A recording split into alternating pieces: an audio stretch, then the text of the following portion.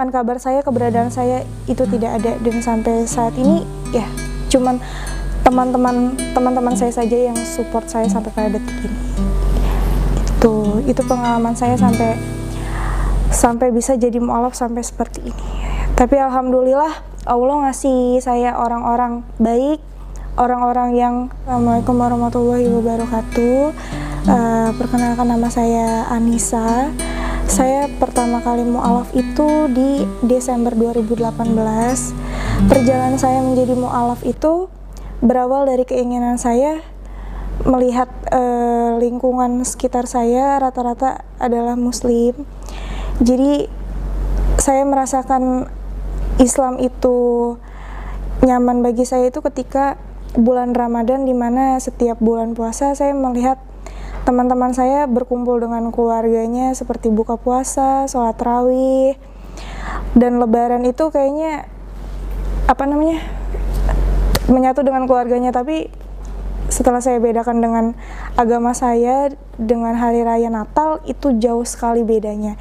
Jadi itu yang bikin saya, oh ternyata Islam kekeluargaannya dapet ya, terus bikin saya tenang. Dan yang bikin saya mantap untuk masuk Islam adalah ketika saya mendengar suara takbir pada malam takbiran. Allahu Akbar, Allahu Akbar, Allahu Akbar.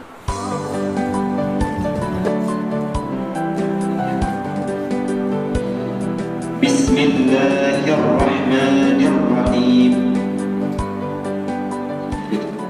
Bismillahirrahmanirrahim. Ashhadu an la ilaha illallah wa ashhadu anna Muhammadan abduhu wa rasuluhu wa ashhadu anna Isa abduhu wa rasuluhu. Itu yang bikin saya mantap. Di saat saya mendengar suara takbir, itu saya ngerasa adem sekali gitu. Jadi itu yang membuat saya mantap. Dan kenapa saya bisa ada di titik baca syahadat di pesantren Anaba ini berawal dari teman saya. Pertama saya diajak untuk kajian, dan di situ posisinya saya belum mu'alaf sama sekali.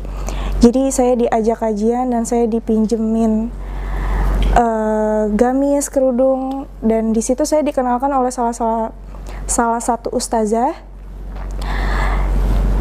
di mana ustazah itu juga seorang mu'alaf dan dia adalah mantan pendeta. Jadi di situ saya dikasih pencerahan masuk Islam tuh seperti ini, jadi mu'alaf tuh seperti ini. Dan di hari itu setelah saya pulang kajian, di situ saya memantapkan diri, oh saya harus mu'alaf, saya bisa mu'alaf seperti ustazah ini. Jadi dari situ saya dikenalkan oleh ustazah yang mantan pendeta ini untuk ke pesantrennya Ustadz Nababan. Jadi dari situ saya dibawa ke sini langsung. Cuman waktu itu Ustadz Nababan sedang berhalangan hadir, jadi saya dimu'alafkan, disahadatkan oleh Ustadz Iwan. Jadi saya sebelum disahadatkan, saya dibimbing dulu, dikasih arahan seperti ini, untuk menjadi mu'alaf. Terus seperti ini konsekuensinya dari keluarga, dari lingkungan, dan dari situ setelah saya diberi nasihat, arahan, di situ saya semakin memantapkan diri untuk menjadi mu'alaf. Alhamdulillah, Allah berikan hidayah itu kepada saudara Christine dengan merasakan ketidaknyamanan ke dalam hatinya beribadah kepada selain Allah Subhanahu wa Ta'ala, dibandingkan dengan orang-orang yang lain yang masih merasa nyaman, diberi kenyamanan oleh setan beribadah kepada selain Allah Subhanahu wa Ta'ala. Saya mu'alaf setelah sholat asar. Jadi sehabis kita sholat asar, saya di situ mulai untuk membaca syahadat di musola. Jadi dari situ setelah saya resmi menjadi seorang mu'alaf, kehidupan saya berubah 100%. Jadi di situ saya mulai belajar sholat, terus saya pelan-pelan belajar mengenal tulisan-tulisan Arab yang sebelumnya saya tidak mengenal sama sekali, tidak bisa membaca sama sekali tulisan Arab. Sampai detik ini saya masih proses belajar. Perbedaan sebelum dan sesudah saya menjadi mu'alaf itu sangat jauh beda. Jadi dimana ketika saya merasa banyak masalah, saya lari ke sholat. Alhamdulillah setelah saya menjadi mu'alaf, memang faktor yang bikin sedih itu adalah di keluarga, karena di keluarga saya sama sekali 100% itu non muslim. Jadi benturan semua, ocehan, caci maki semua saya dapatkan dari keluarga. Dari situ saya dibilang anak durhaka, anak tidak tahu diri, anak tidak tahu diuntung, sampai pada akhirnya saya diusir dari rumah. Di situ saya mencoba untuk tetap bertahan hidup. Terus alhamdulillah saya juga sudah mendapatkan kerjaan yang baik, dan saya sekarang hidup sendiri. Saya hidup sendiri sebatang kara. Jadi tidak ada keluarga yang mau, sampai detik ini tidak ada keluarga yang mau menanyakan kabar saya, keberadaan saya itu tidak ada. Dan sampai saat ini ya cuman teman-teman saya saja yang support saya sampai pada detik ini. Itu pengalaman saya sampai bisa jadi mu'alaf sampai seperti ini. Tapi alhamdulillah Allah ngasih saya orang-orang baik, orang-orang yang tulus buat saya, karena saya percaya Allah tuh pasti nunjukin jalan yang terbaik, pasti buka jalan buat orang-orang yang percaya sama Allah gitu aja sih. Itu pengalaman saya sebelum dan sesudah menjadi mu'alaf. Alhamdulillah Allah ngasih hidayah yang begitu luar biasa, karena awalnya saya ragu, tapi Allah mantapin diri. Berawal dari ikut kajian itu sampai dipertemukan oleh seorang mantan pendeta dan dikasih jalan untuk ada di Anaba ini, itu luar biasa. Itu sih pengalaman saya, sampai memanjakan saya gitu. Jadi benar-benar perhatiannya sangat lebih ke saya gitu. Jadi, dan setelah mu'alaf ini memang saya benar-benar tidak dianggap sebagai anak.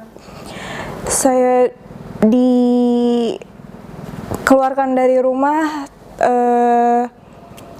tanpa sepotong baju waktu itu. Tanpa sepotong baju, saya diusir dengan caci maki. Saya dibilang anak durhaka, anak tidak tahu diri, yang sudah dikuliahkan mati-matian, anak tidak tahu diuntung.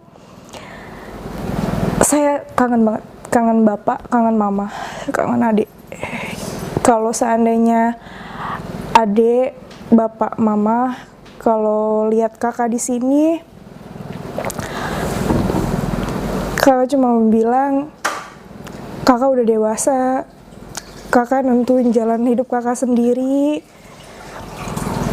Kakak sayang banget sama mama, sama bapak, sama dedek. Kakak kayak gini tuh bukan jadi orang jahat. Islam itu nggak jahat yang seperti bapak sama mama kira. Islam itu bukan teroris, Pak. Jadi kakak kayak gini, kakak pengen jadi lebih baik. Kakak tetap jadi anaknya mama sama bapak. Kakak nggak berubah jadi orang lain, nggak. Cuman kakak punya kepercayaan yang berbeda dari bapak sama mama. Kakak selalu berdoa setiap sholat, bapak sama mama tuh sehat terus, panjang umur. Kakak pengen setiap kakak gajian tuh kakak pengen kasih mama sama bapak, tapi karena bapak sama mama ngebatasin hubungan ini, kakak bisa apa? Tapi insya Allah, Allah bukain pintu hati mama sama bapak biar bisa terima kakak lagi. Terus biar Allah juga yang buka pintu hati mama sama bapak supaya bisa dapat hadiah.